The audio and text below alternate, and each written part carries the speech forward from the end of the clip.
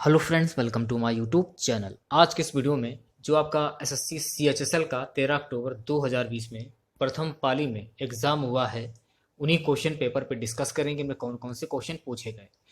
तो दोस्तों बने रहिए आप लोग मेरे साथ स्टार्ट से एंड तक। यदि वीडियो अच्छा लगे वीडियो को लाइक करें, शेयर करें। चैनल पर पहली बार विजिट कर रहे हैं तो चैनल को सब्सक्राइब कर लें। पास ही में आपके बेल आइकन होगा, उसको भी दबा लें। इससे आने वाली सारी नई वीडियो नोटिफिकेशन आप सभी लोगों तक आसानी से पहुंच जाएगी। तो चलिए स्टार्ट करते हैं आज का वीडियो। पहला क्वेश्चन, हाल ही में किस राज्य में 12 दिवसीय नदी उत्सव ब्रह्मपुत्र पुष्करम उत्सव का आयोजन किया गया है? ये किस राज्य में किया गया है? असम राज्य में किया गया है। अब बात आ जाती है ब्रह्मपुत्र पुष्करम उत्सव का। तो ये होता क्या है? असम राज्य में 5 नवंबर से 16 नवंबर तक 12 दिवसीय नदी उत्सव ब्रह्मपुत्र पुष्करम उत्सव का आयोजन किया गया। और इससे पहले वर्ष 2018 में तमिलनाडु के तिरुनेलवेली जिले में तामिरापड़ी के तट पर पुष्करम उत्सव मनाया गया था। पुष्करम उत्सव नदियों का एक उत्सव है जो भारत की 12 महत्वपूर्ण नदियों से संबंधित है। तो इस क्वेश्चन से आप लोगों को इतनी जानकारी प्राप्त हो जाती है। बात करते हैं नेक्स्ट क्वेश्चन की। नेक्स्ट क्वेश्चन देखिए क्या पूछा गया था। केंद्रीय मंत्री राजनाथ सिंह ने किस राज्य में लोअर दिबांग घाटी में सिसेरी नदी पुल का उद्घाटन किया? केंद्रीय मंत्री राजनाथ सिंह ने अरुणाचल प्रदेश में लोअर दिबांग घाटी में सिसेरी नदी पुल का उद्घाटन किया। तो चलिए इसके बारे में कुछ जान लेते हैं। निचली दिबांग घाटी भारतीय राज्य अरुणाचल प्रदेश का एक जिला है। जिले का मुख्यालय रोइंग। निचली दिबांग घाटी अरुणाचल प्रदेश की पूर्वी दिशा में स्थित है। यह अरुणाचल प्रदेश का 15वां जिला है। इसका मुख्यालय रोइंग में है। इसका नाम दिबांग नदी के नाम पर रखा गया। दिबांग नदी के अलावा यहाँ कई और नदियां हैं। इन नदियों में ब्रह्मपुत्र नदी सबसे बड़ी है। दिबांग नदी ब्रह्मपुत्र की सहायक नदी है। इसकी उत्तर दिशा में दिबांग घाटी जिला, पूर्व में लोहित और मैकमोहन लाइन, पश्चिम में पूर्वी सियांग और दक्षिण में असम का तिनसुकिया स्थित है। यह हिमालय की तराई में बसा हुआ है और समुद्र तल से 2655 मीटर की ऊंचाई पर स्थित है। निचली दिबांग घाटी बहुत खूबसूरत पर्यटन स्थल है। पर्यटक यहाँ पर बर्फ से ढकी चोटियां, उफरती नदियां, गहरी घाटियां और खूबसूरत जंगलों को देख सकते हैं। अपने खूबसूरत जंगलों के लिए यह स्थान जग प्रसिद्ध है। अरुणाचल प्रदेश का लगभग 80% भाग घने जंगलों से ढका हुआ है। इन जंगलों में पर्यटक अनेक खूबसूरत पेड़ पौधे और जीव जंतु देखे जा सकते हैं। अरुणाचल प्रदेश सरकार ने यहाँ पर कई वन्यजीव अभ्यारण्यों की स्थापना भी की है। तो इस क्वेश्चन से आप लोगों को इतनी जानकारी प्राप्त हो जाती है। वीडियो अच्छा लगे वीडियो को लाइक और शेयर जरूर करें आप लोग। चलिए बात करते हैं नेक्स्ट क्वेश्चन की। देखिए अगला क्वेश्चन पूछा गया कि national institute of mental health and neuro sciences ये कहाँ पर स्थित है? तो गाइस ये स्थित है बेंगलुरु में। तो इसके बारे में कुछ जान लेते हैं। राष्ट्रीय मानसिक जांच एवं स्नायु विज्ञान संस्थान national institute of mental health and neuro sciences Bengaluru में स्थित है। एशिया से सम्मानित मानसिक संस्थानों में से एक है। National mental health and neuro निम्हांस मानसिक स्वास्थ्य और तंत्रिका तंत्र के क्षेत्र में एक बहुकोषीय संस्थान है। दिनांक 27 फरवरी 1974 को पूर्व मानसिक अस्पताल अखिल भारतीय मानसिक स्वास्थ्य संस्थान के एकीकरण का परिणाम यह संस्थान था। तो इस क्वेश्चन से आप लोगों को इतनी जानकारी प्राप्त हो जाती है। हीराकुंड बांध किस नदी पर बनाया गया है? सो गाइस हीराकुंड बांध महानदी पर बनाया गया है। तो चलिए हीराकुंड बांध के बारे में कुछ जान लेते हैं। हीराकुंड बांध ओडिशा में महानदी पर निर्मित एक बांध है।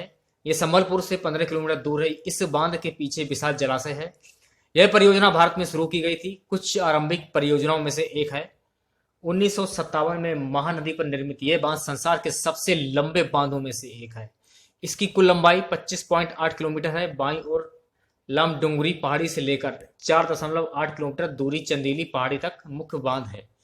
इसके दोनों तरफ दो अवलोकन मीनार है, गांधी मीनार व नेहरू मीनार। इसके जलाशय की तट रेखा जो है 639 किलोमीटर लंबी है। इस बांध को बनाने में इस्तेमाल हुए मर्दा, कंक्रीट, अन्य सामग्री से कश्मीर से कन्याकुमारी तथा अमृतसर से डिब्रूगढ़ तक करीबी 8 मीटर चौड़ी सड़क बनाई जा सकती थी। हीराकुंड की झील एशिया की सबसे बड़ी मानव निर्मित झील है। इस बांध की लंबाई 4801 मीटर है, जिसमें 810 करोड़ घन मीटर जल संचित होता है। इसका उद्देश्य बाढ़ नियंत्रण एवं विद्युत उत्पादन करना। यह बांध विश्व का सबसे बड़ा बांध है। हीराकुंड परियोजना पर हीराकुंड के अलावा 2 और बांध उपस्थित हैं। तो इस क्वेश्चन से आप लोगों को इतनी जानकारी मिल जाती है। ओके, नेक्स्ट क्वेश्चन की बात करते हैं। अंतर्राष्ट्रीय पुरुष दिवस ये किस दिन मनाया जाता है? तो अंतर्राष्ट्रीय पुरुष दिवस 19 नवंबर को मनाया जाता है। हाल ही में प्रथम राष्ट्रीय कृषि रसायन सम्मेलन का आयोजन किस शहर में किया गया था? सो गाइस, ये किया गया था नई दिल्ली में।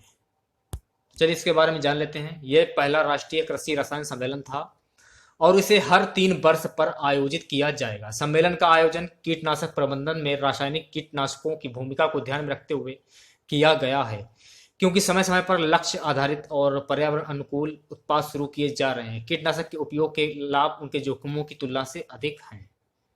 तो इस क्वेश्चन से आप लोगों को इतनी जानकारी प्राप्त हो जाती है। अगला क्वेश्चन देखिए, पूछा गया था जो 1989 में क्रिकेट विश्व कप हुआ था, ये किसके द्वारा जीता गया था? ये जीता गया था वेस्ट इंडीज के द्वारा। चलिए इसके बारे में जान लेते हैं। जो आपका 1979 जो आपका विश्व कप हुआ था, इसके बारे में कुछ जान लेते हैं।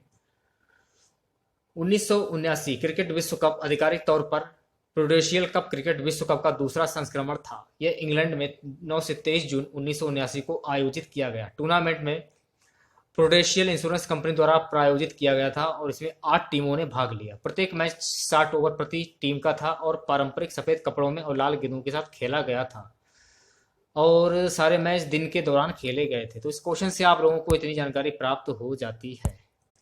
किसे ब्रिटिश भारत का पहला वायसराय नियुक्त किया गया? लॉर्ड कैनिंग को भारत का पहला वायसराय नियुक्त किया गया।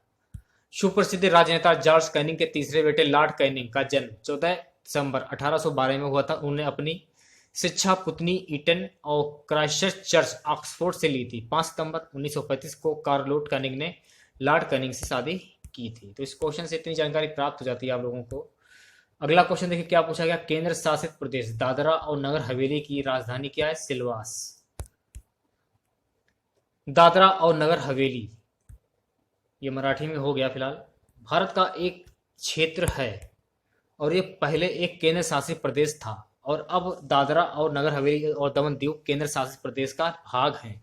ये दक्षिणी भारत में महाराष्ट्र और गुजरात के बीच स्थित है। हालांकि दादरा, जो कि इस प्रदेश की एक तालुका है, कुछ किलोमीटर दूर गुजरात में स्थित एक विदेशी अंत क्षेत्र है। सिलवासा इस प्रदेश की राजधानी है। यह क्षेत्र दमन से 10 से 30 किलोमीटर दूर है। तो इस क्वेश्चन से आप लोगों को इतनी जानकारी प्राप्त हो जाती है। अगला देखिए क्वेश्चन था कि किस खेल के साथ क्रॉक शब्द जुड़ा हुआ है? किस खेल के साथ क्रॉक शब्द जुड़ा हुआ है? Boat racing. अगला देखिए क्वेश्चन था कि डिजिटल चुनावी साक्षरता को बढ़ावा देने के लिए आई हेल्प पहल किस राज्य में शुरू की गई? जो आई हेल्प है, ये जो आपकी पहल है, ये किस राज्य के द्वारा शुरू की गई? असम राज्य के द्वारा से शुरू की गई है। ओके, अगला क्वेश्चन देखिए, पूछा गया किसने द नेम सेक पुस्तक लिखी है?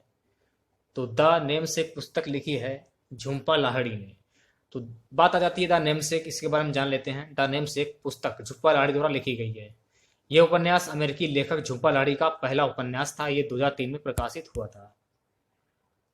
अगला क्वेश्चन, विक्रमशिला विश्वविद्यालय की स्थापना किसके द्वारा की गई थी? तो विक्रमशिला विश्वविद्यालय की स्थापना जो है ये धर्मपाल के द्वारा की गई थी।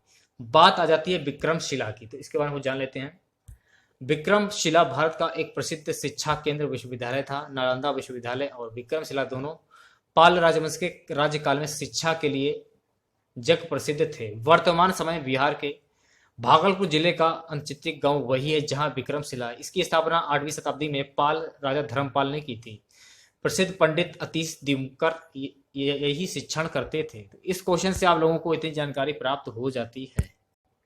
अगला क्वेश्चन देखिए, पूछा कि घेंगा रोग किसकी कमी से होता है? तो घेंगा रोग आयोडीन की कमी से होता है।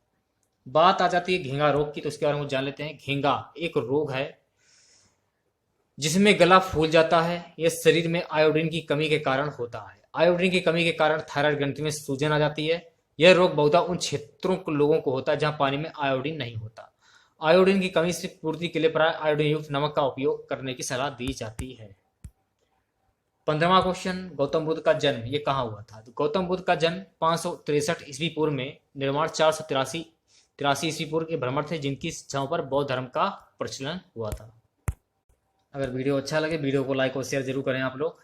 चंद्रयान 2 कब लॉन्च किया गया था, ये क्वेश्चन पूछा गया था। तो चंद्रयान 2 22 जुलाई 2019 को लॉन्च किया गया था। इसके बारे में विस्तार पूर्वक जान लेते हैं। चंद्रयान 2 या द्वितीय चंद्रयान, चंद्रयान फर्स्ट के बाद भारत का दूसरा चंद्र अन्वेषण अभियान है, जिसे भारतीय अंतरिक्ष अनुसंधान संगठन इसरो ने विकसित किया। अभियान को GSLV संस्करण 3 प्रक्षेपण यान द्वारा प्रक्षेपित किया गया। इस अभियान में भारत में निर्मित एक चंद्र कक्षायान, एक रोवर एवं एक लैंडर शामिल है। इन सब का विकास इसरो द्वारा किया गया। भारत ने चंद्रयान 2 को 22 जुलाई 2019 को श्रीहरिकोटा रेंज में भारतीय समयानुसार 2:43 अपराह्न को सफलतापूर्वक प्रक्षेपित किया। तो गाइस, इस क्वेश्चन से आप लोगों को इतनी जानकारी प्राप्त हो जाती है।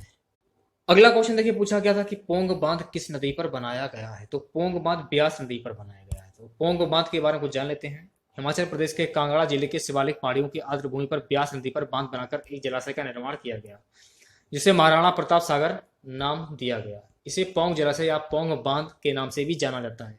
यह बांध 1975 में बनवाया गया था। महाराणा प्रताप के सम्मान में नामित यह जलाशय झील 1572 से 1557 एक प्रसिद्ध वन्यजीव अभ्यारण्य है और रामसर सम्मेलन द्वारा भारत में घोषित 25 अंतरराष्ट्रीय आर्द्र भूमि साइटों में से एक है।